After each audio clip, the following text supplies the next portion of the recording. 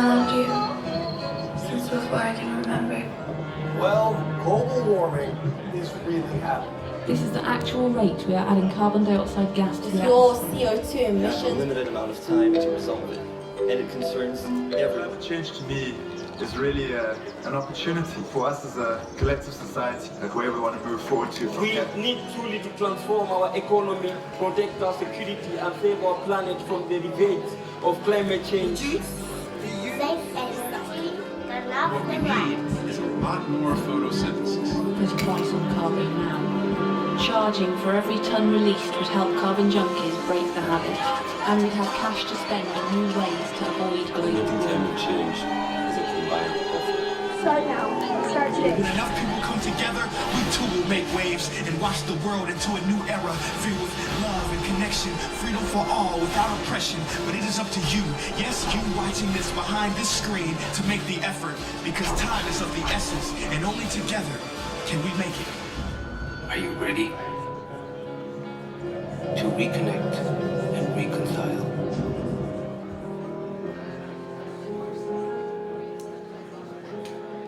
Thank you very much. So those were 850 videos sent in from around the world for COP22. It was very much the youth call for climate action.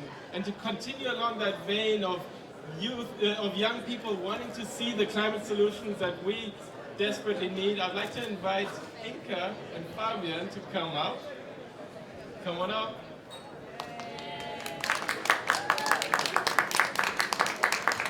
So Inka and Fabian are two adventurers. They're cycling across Europe in the name of climate action, and they are ambassadors to the Climate Neutral Now program of the UNFCCC. So can you just tell me quickly, why are you cycling across Europe? So as Matt said, we are cycling across Europe for 10,000 kilometres, and we are cycling to raise awareness about climate change and the issues surrounding climate change. We're also cycling to promote low carbon travel and its advantages. And as you said, approximately 10,000 kilometres. We'll be travelling from Oporto in Portugal all the way up to Amsterdam and then down to Greece and back up to Munich for December. And what are the kind of things you're seeing along the way, and what are the messages of and the climate solutions that you aim to share with the world with your trip? We've been speaking to a lot of companies, organisations, the government, and also lots of schools and universities to raise the message, spread the message, and well, we've seen a lot of solar projects around also, and yeah, it's been really great. Wind turbines. Well, thank you so very much. Thanks for being here, and we look forward to seeing you later in Bonn and across Europe. We'll be following your trip. Thank you, guys. And then I'd like to also invite Dani Martinez. Dani is he's one of our Film for Climate competition winners. He won the Carbon Prize Special Award as well as the second prize in the PSA category. So Dani, you made a film on carbon pricing. Why did you make that film, and what kind of a message are you trying to put out there? We did a film on carbon pricing because we wanted to get across the message of what carbon pricing is and how it can be used to fight against climate change. And we did it, making a mix between animation and real footage, because me as a graphic designer and animator, I believe that graphic images are really strong to show to give details about information, so we use the big bubbles that represent a dome of carbon to maximize it and make visible things visible, and that way easier for people to understand what carbon pricing is, how much carbon emissions are we giving to the atmosphere every day, and how can we fight against it. Thank you very much, and congratulations again. We're going to show you a video very quickly, and then after that I'm going to ask James Close, the Director of Climate Change from the World Bank, to come and step up. So, Dani's film.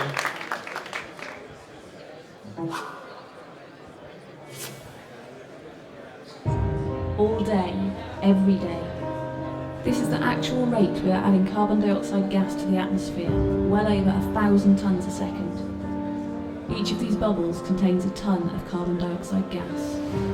And this is the actual volume of carbon dioxide gas we are adding to the atmosphere every day. We can't see it, but we know we'll pay for letting it loose. Little by little, it's changing our climate. The costs start now, with storms, floods, droughts and fires. We can't let them carry on increasing, so why don't we put a price on carbon now? Charging for every tonne released would help carbon junkies break the habit, and we'd have cash to spend on new ways to avoid global warming. Pay today, or pay later. Your choice.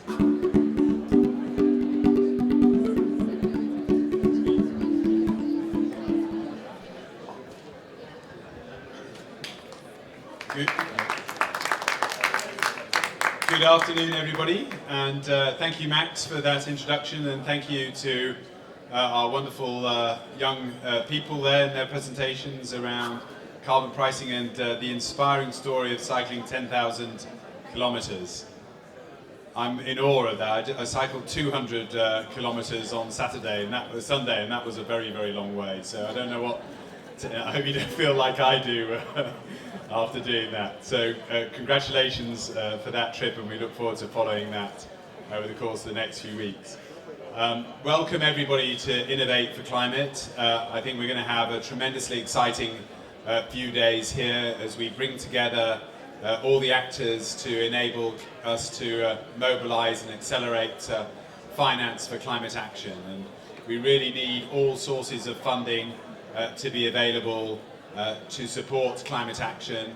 And we're delighted to welcome top business people, investors, innovators and entrepreneurs, philanthropists, and also representatives of government to innovate for climate. And this is all about building excitement for the opportunities that climate action presents. We know a lot about the threats, but we want to build that excitement around taking the world from where it is today to where it needs to be in order to address climate change. We've got here the digital media zone, where we're delighted that Connect for Climate have been doing their wonderful usual work in building excitement and energy and new ideas around the way in which we communicate climate action. So this will be here all week, and we hope you'll come and join us, join in the presentations, join in the videos, and see what's going on over the course of the next few days. Join us between breaks, between events. It's all going to be part of the experience and part of the knowledge sharing, and really exploring the opportunities and the innovation that comes with climate action. We're going to show some films, Film for Climate. Many of these were aired in Marrakesh at COP22. If you get a chance to see them, they really are inspiring. It's amazing to see what tremendous work is being done around this whole communications agenda, and that's going to be important around what we ought to do. So Inka, Fabian and Dani, thank you very much for your inspiration. And I now would like to get our next inspiration here. We're very grateful to Zaluvida, who sponsored tonight's reception, and I was very lucky to spend some time with Michael Mathres and his team. Michael's the president of Mootral, and we're really pleased that you've sponsored what's happening tonight, and you're willing to participate in this conversation around innovating for climate, and the kinds of solutions that Michael's talking about really bring together the best of biotechnology, but also the social engagement and behavioural change that we need in order to address climate change. So, Michael, over to you. Please inspire us around your stories around cows. Thank you, James. Thank you, James. And I wanted to thank, first of all, before I began, the World Bank and Fira Barcelona, as well as AITA, for organizing such a great conference. Yes, this is my cow, and actually, to get things started, I just wanted to see, you know, how many people here in their lives have eaten beef or eaten a dairy product in their lives. So please raise your hand if you have done so. So it's pretty much everybody, right? So wouldn't it be great if you could reduce the emissions from the cows while at the same time give money back to the farmers? Wouldn't that be great? Wouldn't that be a great solution? Well, this is what we do at Mootral. Mootral is a natural feed supplement that reduces emissions, methane emissions from the cows by 30%, but also provides more money to the farmers. So basically, over the last 10 years, we've been researching and developing this product. You may call it a magical product, but actually it's got a lot of scientific evidence behind it. 10 years of it. We've worked with many universities across Europe to basically give us the credibility and the validity of reducing the methane emissions from the cows. And now we're here. We are here at this conference to not just talk about cows burping and cows farting, but actually making a great reduction in helping those cows to reduce their emissions. There's a concept that we want to introduce. It's called mutual benefits. Yes, we're going to have a lot of play on words for the rest of the conference. Mutual benefits is a very, very simple concept. It basically means that we want to create a value and benefits for the whole livestock industry. We basically want to create a win-win-win-win situation for the whole industry. A win for the farmers to make them earn more money. A win for consumers so that they can have a better option to eat and to reduce their own emissions. A win for governments so that they can reduce their emissions in their national mitigation plans. And also a win for retailers or dairy producers so that they have an option and a high premium product that they can sell to their consumers. Now, one of the beauties about Mootral is that it's highly effective. We can reduce methane emissions by at least 30%. Secondly, it's got a very, very highly sustained effect on the methane reduction for the long term. And thirdly, it's natural and scalable. So it's natural ingredients that we put together and that we can produce massively anywhere around the world.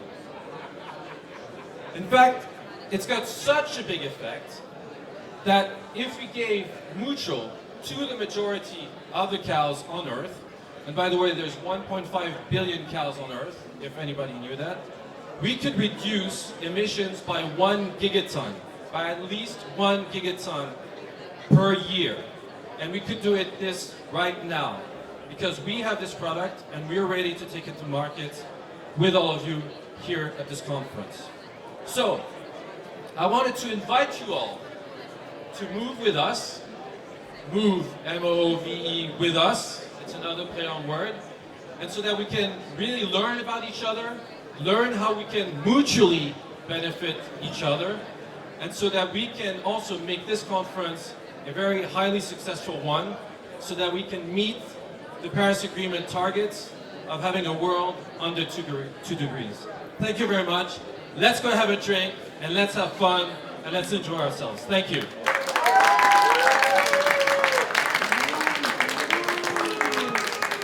Thank you, Michael. And that's exactly the kind of innovation that we're all talking about. That's the innovation in technology. That's the kind of financing that we should be sending towards these kind of innovations.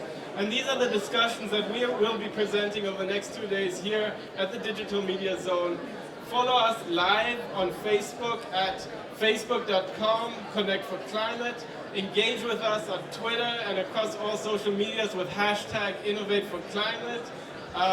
And check out our engaging program on the website as well as on the app.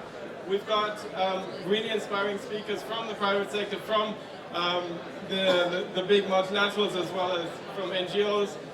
So please join us over the next few days, and thank you so very much for the reception. We look forward to having you here.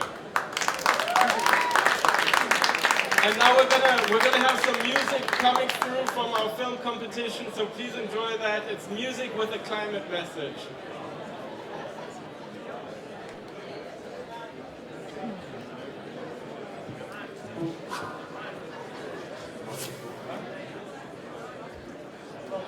Fun fact, planet Earth is 4.5 billion years old. Mankind, about 140,000 years old. Let me put that in perspective. If you condense the Earth's lifespan into 24 hours, that's one full day that we have been here on this planet for, drum roll please, 3 seconds. 3 seconds. And look what we've done. We have modestly named ourselves Homo sapiens, meaning wise man. But is man really so wise? Smart, yes, and it's good to be smart, but not too smart for your own good. Yes, we have split the atom. Yes, we build clever machines that navigate the universe in search of new homes, but at the same time, those atoms we split created nuclear warfare. In our quest to explore the galaxy, rejects and neglects the home that we have here now, so no, that cannot be wisdom. Wisdom is different.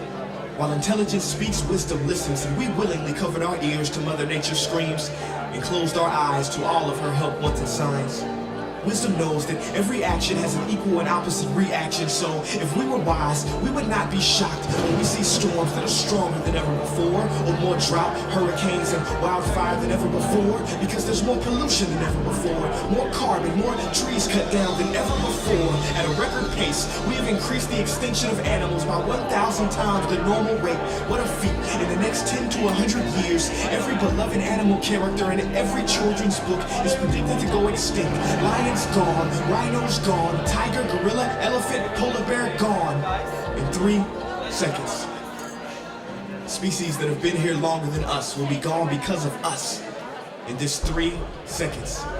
In an existence shorter than a Vine video, we turn the circle of life into our own personal conveyor belt. Somebody, anybody help. We were given so much, the only planet in this solar system with life. I mean, we are 1 in a million. No, actually, scientifically, we are 1 in a billion, trillion. That's a 1 followed by 33 zeros. And I don't want to get too spiritual, but how are we not a miracle? We are perfectly positioned to the sun, so we don't burn, but not too distant, so we don't turn to ice.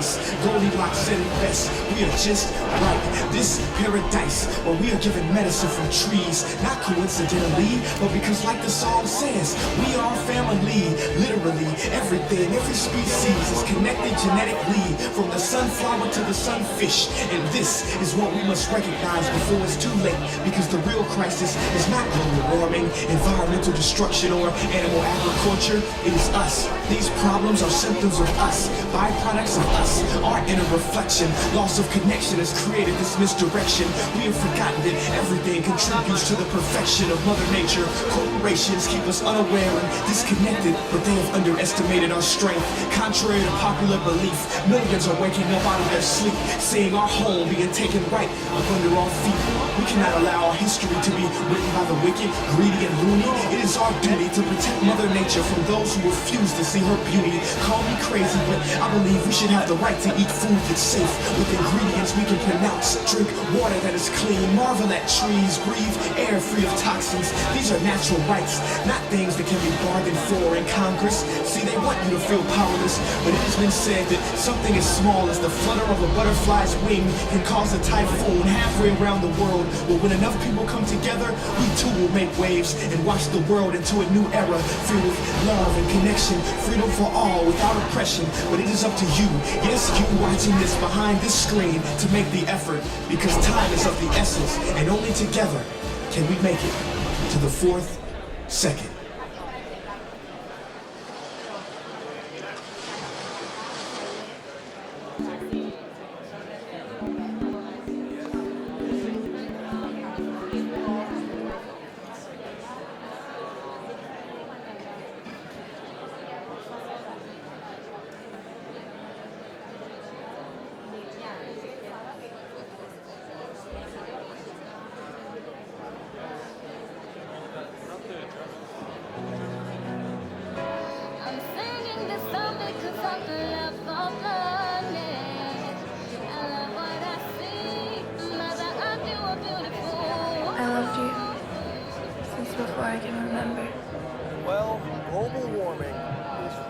happening. This is the actual rate we are adding carbon dioxide gas to the atmosphere.